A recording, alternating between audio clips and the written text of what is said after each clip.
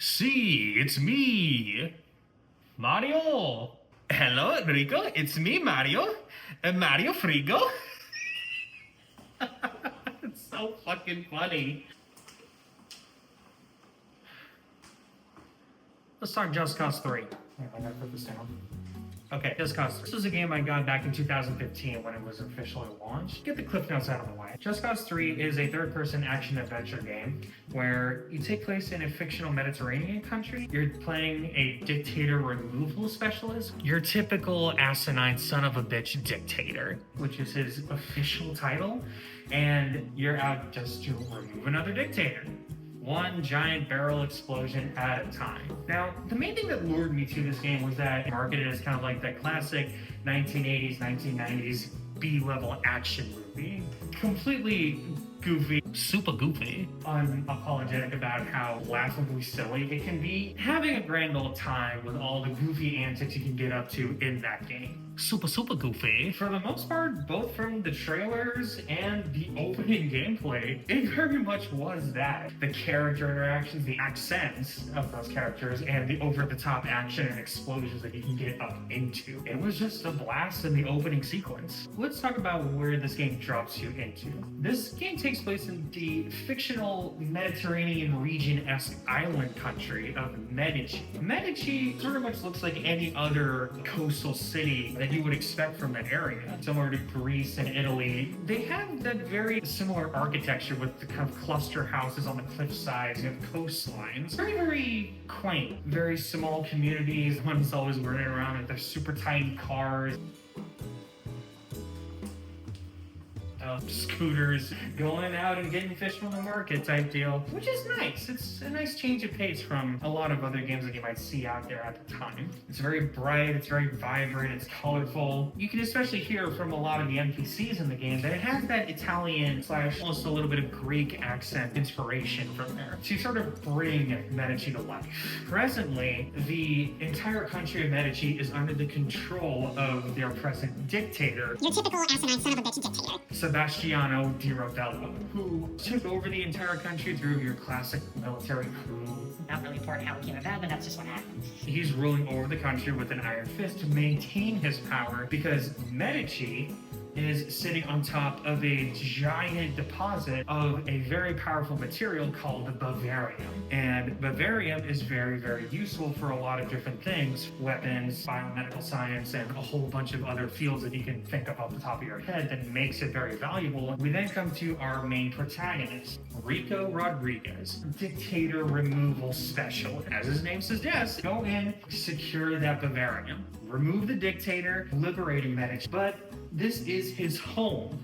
So it's actually going to be the forefront of his mind, regardless of what his superiors think. So he drops in, makes a grand entrance, his own ground attack aircraft, essentially. He's just wiping the floor, and he meets up with an old friend of his, Mario Frigo. It's me, Mario! You reunite, catch up on a few things, and you go out in an effort to help the Medici rebels trying to liberate their home. Moving on to gameplay, you do have like 3 different guns. Dual-wield handheld guns, which range from either pistols or machine pistols, and yes, they include the dual-wielding lever-action shotgun straight out of Modern Warfare 2. A whole myriad of assault rifles and long guns that you can think of, and then you have your special, which is your random explosive ones, rocket launchers, grenade launchers, and yes, a nuke launcher, which is absolutely fucking baller. The other side of the gameplay that you'll be experiencing is the traversal. There's going to be 4 aspects to the traversal, which is vehicles, air, land, and sea. And then you have the other, yes, you have your standard walking and running, like the slowest thing you'll ever do. There's not even a sprint button in this game. What you'll instead have is your grappling hook, grapple hook, which is good for covering all that distance. That's like your substitute for a sprint button. And then you have your parachute, which allows you to cross all the canyons and such. And then you have the newest thing here, the wingsuit, which is absolutely fun. It's also quite hilarious to ragdoll yourself into the ground when you think you're gonna make it, when you don't. It's hilarious the kind of antics you can get up to with all of these different traversal mechanics at your disposal. At the beginning of the game, they make it pretty easy to get a hang of how to use them, what you can use them for, and really getting you used to navigating the world with them. Switching back to vehicles, as mentioned before, there's 3 types: air, land, and sea, ranging from jet fighters, helicopters, cargo planes, tanks, various ground vehicles from jeeps, pickup trucks, supercars straight out of James Bond. Yes, your little, tiny little Italian moped scooter.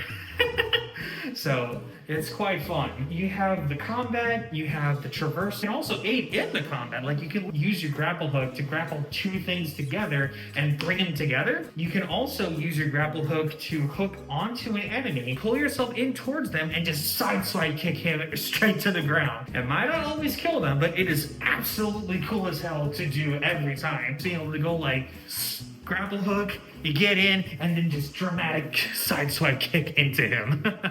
There's also the Bavarian-based plastic explosives that you can use as far as what you're going to be doing with all these different tools at your disposal. You're going to be going around to all these different military bases, blowing everything the fuck up to Kingdom Come. When I say that, I mean it. Literally anything that is red, silver, and white, you can blow it up and blow it to Kingdom Come. You can. The explosions are grandiose in scale. The fireballs are insane. Chaining them all together, sending them fucking flying. It is always entertaining, and you can use pretty much anything you want for this too.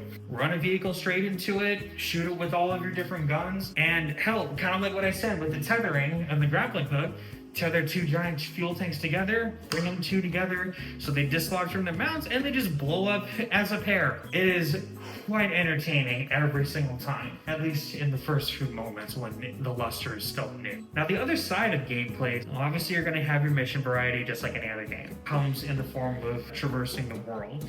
Yes, since this is a giant open island world here that you're going to be exploring, there's going to be all these different collectibles and sightseeing and going all the way up to the tallest mountain that you can reach. This is nothing new. We've seen this a few times before, especially with games like the Horizon games, as an example. Now, in addition to that, rather basic collectible stuff, is the challenges. Now, in Just Cause 3, there is a menu labeled Gear Mods, where by completing all these different challenges, you will earn gears as a currency, and you can put that towards unlocking different gear mods for different things. One example is like glass grenades, where by doing this challenge, you earn 5 gears, and you'll be able to unlock this glass grenade mod, which if you throw a fragmentation grenade, it will just explode on contact. Another example is with your Bavarian-based planted explosives. You'll be able to plant, you start off with 3, but the gear mods that you get will allow you to up that number to 6. You can also turn them into straight up rocket engines that you can mount on anything. You can even take 6 of these things with those gear mods, mount them on the back of a cow, press the trigger to ignite the engines, and just send this thing flying off into space, and then blow it up next to a helicopter if you time it right. Things like that are definitely possible in this game already with the stuff that you get started with, and even more so with the gear mods that you unlock with these challenges. And there's a whole bunch of different challenges you can do, from wingsuit courses that you have to start in your wingsuit and fly through the circles, races where you have to get in different vehicles and obviously complete the racetrack, destruction frenzy ones where you just get a weapon and just start wrecking everything that you can see in sight. One of the challenges that I did, you get an ATV, it has a bomb strapped to it, you have to complete this course and blow up a lighthouse. That's just a few examples of the type of challenges you'll experience with these gear mods. On the surface, they seem sufficient enough, but they do have a good amount of challenge to them, so don't think that you can just breeze through these. The other major thing that is present in Just Cause 3's gameplay is the beacon system. In one of your menus, you'll be able to go to this beacon screen where you shipping container care package. Remember, my guys, Mario is the equipment guy, huh? And this can give you a full suite of things that you'd like. Primary weapon, your secondary dual-wielding weapons, your special weapon for your explosives, and a vehicle of your choice from the dinkiest moped scooter that you can find to the gargantuan cargo plane that you can stuff 3 tanks into and take off that way. You can bring a boat to an airstrip. Trust me when I tell you, it is absolutely hilarious to just see a helicopter come in or some aircraft come in, drop a regular ass shipping container right in front of you on the ground, and then out spawns a giant cargo plane that is way too big to fit in that thing. You can bring a plane to a harbor. You can bring a boat to an airstrip if you wanted. It's literally the equivalent of a fucking clown car that you can get to in this game. It is quite nice that they just add a little touch of confetti on there. Just like, yeah, it's your birthday celebration. Here's a giant plane that you can troll people with. Now, I don't remember this, but if you find a goat, see if you can try to hop on its back. It is an entertaining ride, to say the least. And if he kicks you off, well, you can always frag him. On to graphics and performance. It doesn't seem that unique or impressive. It's like near realistic and open world here. But once you kind of sit down and take everything in, you notice that the colors just seem to pop a lot more. It's a lot more vibrant. It almost has that sort of, not quite there yet, bit of cartoonish color pop, I would say.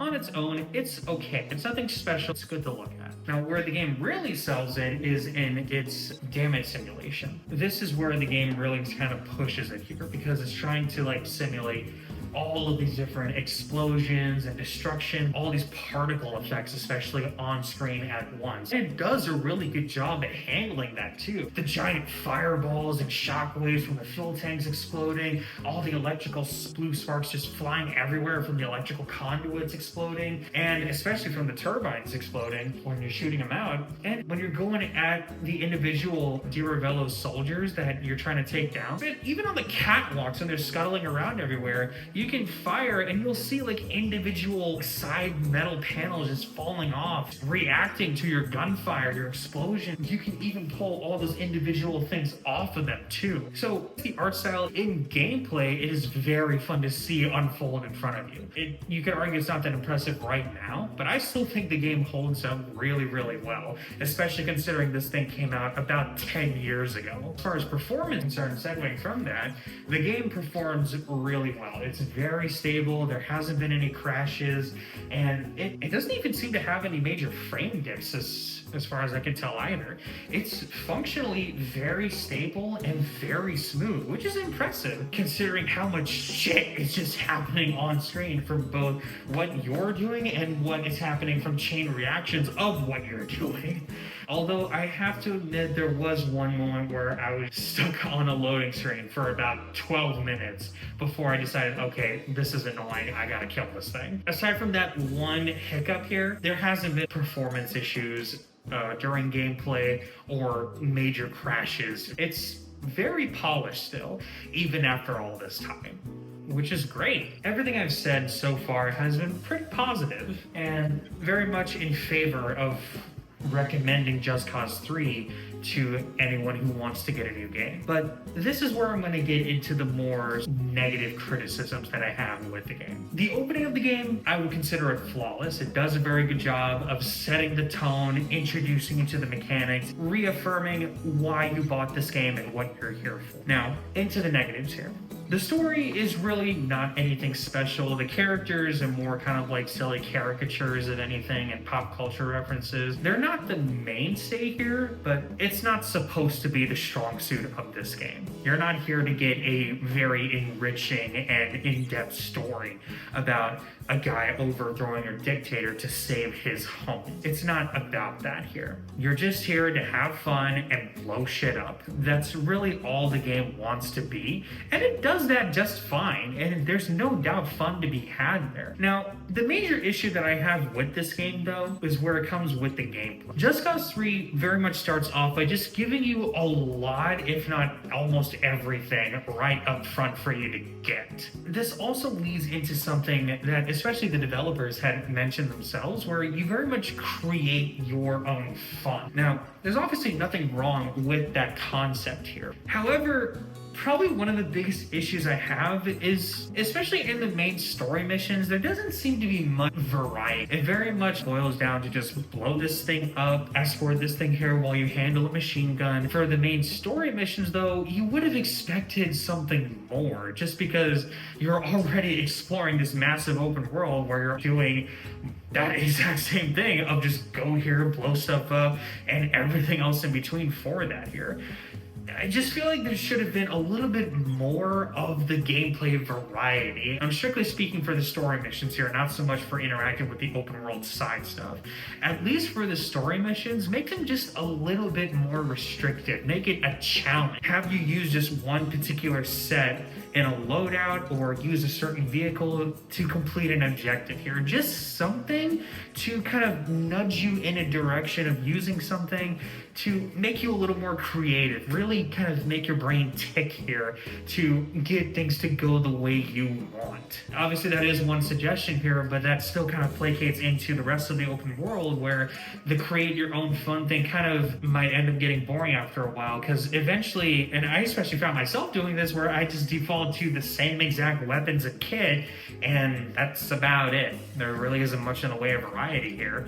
And sure, the game has had the air, land, and sea expansion packs that expand the arsenal even more, but I just feel like that's just going to put you back in the same pitfall all over again once you get access to all that stuff. Why would you use anything else? It raises the question, yes, there is these problems, and sure, the story missions, they should have added a little bit more creativity and gameplay variety, that's fine, but how would you expand or make it a little bit better for the rest of the game? What can you do to make it better here? That's where I'm thinking maybe it might have been better to have it as a cooperative experience, split screen, online co-op, however it happens, but at least having that cooperative experience of being able to do stuff with a buddy, I feel like that right there would be enough to up the antics and the absurdity and the chaos just that much further. The game is a third-person single-player game. However, the game especially includes leaderboards for a multitude of things, from causing chaos, different